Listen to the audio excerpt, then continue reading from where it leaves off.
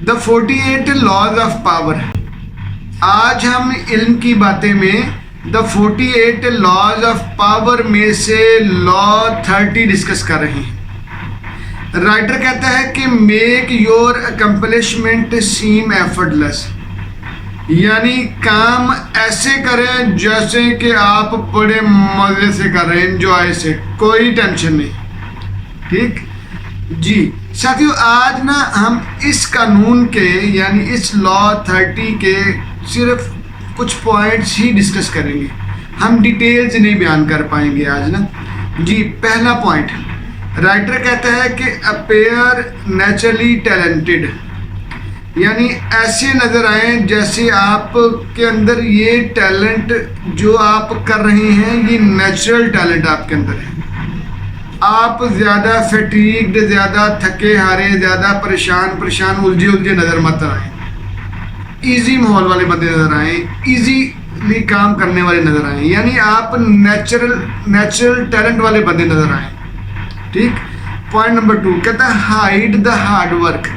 ये जो hard work होता है ना, ये आपको थका देता है, परेशान कर देता है, उलझा देता है। तो ये आपका क्लू बन जाता है, ये आपकी प्रोफेसी बन जाएगी, ये आपकी फोरकास्ट बन सकती है। आप यहाँ से उलझाए जा सकते हैं कि यार ये बंदा इतनी मेहनत करता है, इतना खपता है कि इसके पास टाइम नहीं होता। अगर इसको इधर उलझा दिया जाए ना तो फिर इसका ये काम डिस्टर्ब हो जाएगा। ठीक है ना। तो कहता है कि हाइड द हार्ड वर्क, काम को, हार्डवर्क को हाइड करके रखें। और नंबर 3, नेवर शो स्ट्रगल और स्ट्रेस। ये जो स्ट्रगल और स्ट्रेस है ना, ये कहता दिखाएं नहीं, रिलैक्स नजर आए, बड़े काम, कूल, इजी, रिलैक्स्ड, बहुत हंसते खेलते, हशाश बशाश, कंट्रोल्ड, कंपोज्ड नजर आए। अगर पावरफुल बनना है तो आपको बिल्कुल हल्का फुल्का, हशाश बशाश, होशियार, हल्का फुल्का नजर आना चाहिए जी। नंबर 4, राइटर कहता है कि let success speak for itself. ये ना बातें मत करें अपनी कामयाबी के बारे में, अपने काम के बारे में, अपनी एफर्ट्स के बारे में, अपने हार्डवर्क के बारे में, अपनी कोशिशों के बारे में कि जो आप बड़ी कोशिश करते हैं, आप सख्त मेहनत करते हैं। ये काम करने की कोई ज़रूरत नहीं है, ये बातें बताने की ज़रूरत नहीं है, ये बातें डिस्कस ही नहीं करें कि आप कितनी मेहनत करते हैं। कहते इसका कोई फ़ायदा नहीं, बल्कि ये नेगेटिव इंप्रेशन डालता है कि आप इतने मेहनती हो, यानी आप इतने निकम्मे हो कि आपको बड़ी मेहनत करके काम करना पड़ता है। ठीक है। तो इसलिए ये आपने देखा होगा, जो नेचुरली टैलेंटेड लोग होते हैं ना, वो ज़्यादा सराहे जाते हैं। आपने देखा होगा कि जो लोग हैंडमेड चीज़ें इस्तेमाल करते हैं, क्योंकि वो नेचुरल टैलेंट से बनी होती हैं, वो मशीन से नहीं बनी होती ना। तो हैंडमेड जो हैंडीक्राफ्ट्स होती हैं वो क्यों इस्तेमाल की जाती हैं? इसलिए कि लोग उनको ज़्यादा पसंद करते हैं। तो जिनमें ज़्यादा एफर्ट लगी होती है, ज़्यादा हार्डवर्क लगा होता है, लोग उनको पसंद नहीं करते हैं। ये कुदरती एक बात है। आगे कहता है कि number 5, don't reveal your techniques. अपनी टेक्निक्स मत बताएं, अपनी टेक्निक्स, अपने काम करने के अंदाज, अपने एफर्ट करने का तरीका, अपने काम को सर अंजाम देने के प्रोसेस, कहता है इसको हाइड करके रखें, इसको छुपा के रखें। अच्छा, मैं नया जब अपनी फैक्ट्री में था ना, तो मुझे ये बात बड़ी अजीब लगती थी। मतलब क्यों? हम तो अब पढ़ने पढ़ाने से निकले हैं ना। जब हम पढ़ने पढ़ाने से निकले तो हमें लगता है कि हम दूसरों की मदद करें। तो हमारे बाबा ने क्या करना, फिक्सचर डिज़ाइन करना तो उसको थोड़ा सा छुपा देना करना। प्रोडक्शन का काम करते हैं ना जब, तो वो क्या करते हैं, उसको फिक्सचर को डिज़ाइन करना है तो छुपा के डिज़ाइन करना, और उसको बड़ा छुपा के रखना, लोगों से छुपा के रखना करना। अच्छा, मेरे लिए ये था कि यार ओपनली काम करें आप। बाद में समझ आई कि हमारे बड़े बड़े कॉन्ट्रैक्ट, हमारे बड़े बड़े डिज़ाइन लोगों ने चोरी कर लिए, हमने ऐसे उनको दिखा दिया करने। ठीक है। या बाद का शेखी बंदा मारता है, कॉन्फिडेंस शो करता है ना अपना, वाह जी वाह। ठीक है। तो उससे क्या होता है कि उससे भी काम खराब हो जाता है। तो होता क्या है कि उससे आप जो है ना, आपका कंपेटिटर या आपका जो मद्दे मुकाबला है वो आपकी टेक्निक चोरी कर लेता है। ठीक है। तो वो आपके मद्दे मुकाबला आ जाता है, आपके बराबर आ जाता है, या आपको कम्पीट कर देता है। तो इसलिए ये ख्याल रखना है। कहता है कि डोंट रिवील योर टेक्निक्स, अपनी टेक्निक्स को रिवील मत करें। और नंबर 6 राइटर कहता है कि maintain an aura of ease, यानी यही नजर आना चाहिए कि आप बिल्कुल इजी काम करते हैं, ईज ही में रहते हैं, काम एंड कूल ही रहते हैं। आपको कभी काम करते देखा नहीं किसी ने। आपने अक्सर देखा होगा, अगर आसपास के लोगों को ना देखें ना, कहते हैं यार पता नहीं इसके पास पैसा कहाँ से आता है, कभी काम पे जाते इसको देखा ही नहीं है, काम ही करता नहीं है, लेकिन कभी नहीं इसको देखा कि पैसे के लिए परेशान होता हो। ठीक है, चीज़ें खरीदता रहता है, पैसे जो है ना इसके पास आते रहते हैं, लेकिन काम ही करता कोई नहीं है, ये 2 नंबर ही करता है, कहीं कहीं से क्या करता है ये। तो ये आगे आ गया जी, use simplicity to your advantage. कहते हैं सिंप्लिसिटी को ना अपने एडवांटेज के तौर पे इस्तेमाल करें।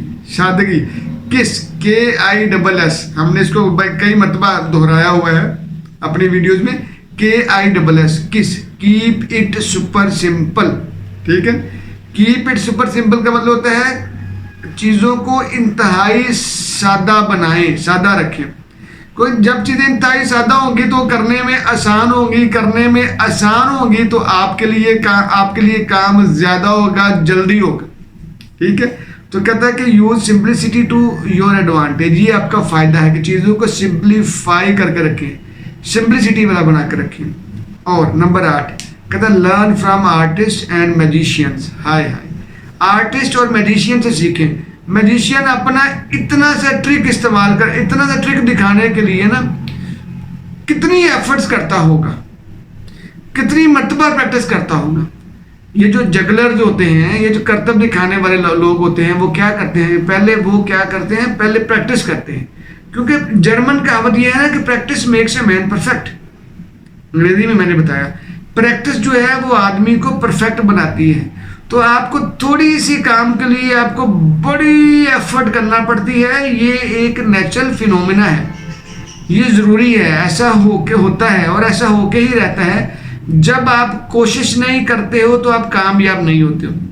बस लॉ 30 ये कहता है कि कोशिश करें लेकिन बताएं नहीं, दिखाएं नहीं लोगों को कि आप बड़े थके हारे होते हैं, आप बड़े परेशान होते हैं, आपको बड़ी मेहनत करना पड़ती है। कहता है ये ना जाहिर करें, मैजिशियन की तरह काम करें, जगलर्स की तरह काम करें, आर्टिस्ट लोगों की तरह काम करें।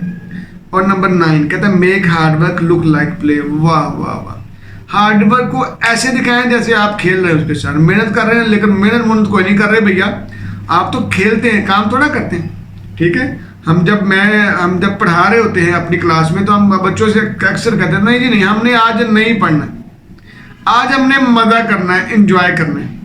ठीक है, तो ये एक बड़ी अहम बात है। जब आप अपने काम को इंजॉय करते हो ना, तब आपको मज़ा आता है, तब आप रिलैक्स्ड होते हो, तब आपका जो है वो true self of your work है वो सामने आती है, फिर आपकी एनर्जी सामने आती है। लेकिन एक काम को आप लेबोरियसली कर रहे हैं, आप लेबर समझ के कर रहे हैं, आप थके हारे हैं, आप परेशान हैं, उलझे हुए हैं कि यार ये क्या मुसीबत है मेरे सर पे डली हुई है, तो फिर उसमें आपका टैलेंट कहीं इस्तेमाल नहीं होना, फिर आपकी एनर्जी कहीं इस्तेमाल नहीं होनी। ठीक, तो इसलिए राइटर कहता है कि make hard work look like play. Hard work कैसे हो, जैसे वो मज़े से ऐसे काम हो जाए। ठीक, आगे जी आखिरी पॉइंट डिस्कस कर रहे हैं। राइटर कहता है कि let others do the heavy life time lifting. दूसरों को जो है भारी भरकम काम करने दें, दूसरे भारी भरकम में फंसे रहें, लेबोरियस काम में फंसे रहें, आप अपने पे तवज्जो दें। दूसरों को भारी काम में फंसाएं, सख्त कामों में दूसरों के लिए रखें, अपने लिए इजी और आसान काम करें, चुनें, ये ज़रूरी बात है। यानी make your accomplishment seem effortless दिखाई देंगे तो फिर मज़ा आएगा, फिर समझ आएगी। साथियों, ये हमारी आज की लॉ 13 के 10 पॉइंट्स थे। हम इसको असल में आगे हम कुछ थ्योरीज के जरिए बयान करेंगे। इसी पॉइंट को कल हम इसको बयान करेंगे कि CLT क्या होती है, कॉग्निटिव लोड थ्योरी क्या है। हम ये भी बात करेंगे कल के एफर्ट ह्यूरिस्टिक क्या बुला है, और परसीव्ड कंपिटेंस किसे कहते हैं। ये 3 हम थ्योरीज को, 3 अंदाज को, 3 तरह की टर्मिनोलॉजीज के जरिए कल हम इसकी पूरी डिटेल बयान करेंगे इंशाल्लाह। जी जज़ाकल्लाह जी।